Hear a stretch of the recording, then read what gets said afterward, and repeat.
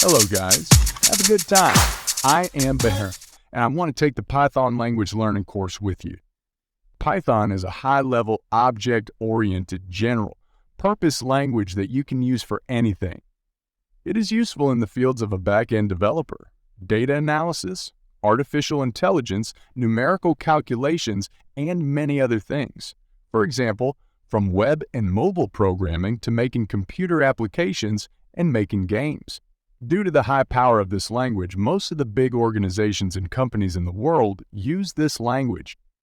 One of the advantages of the Python language is that it supports different models such as object-oriented programming, command line programming, and function-oriented programming.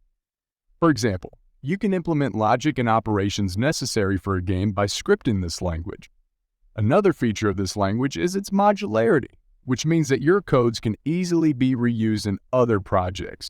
If you search for the Python language, you will find that it is a popular language and has many fans. And the reason for this popularity is that it is powerful and it is very easy to learn.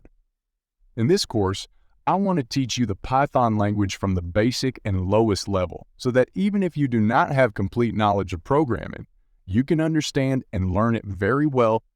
This course is made up of several sections in which the preliminary section discusses installation and setup, data structures, logical operators, conditional statements, loops, methods, and the rest. And in the intermediate section, we discuss object-oriented programming, which is an important topic.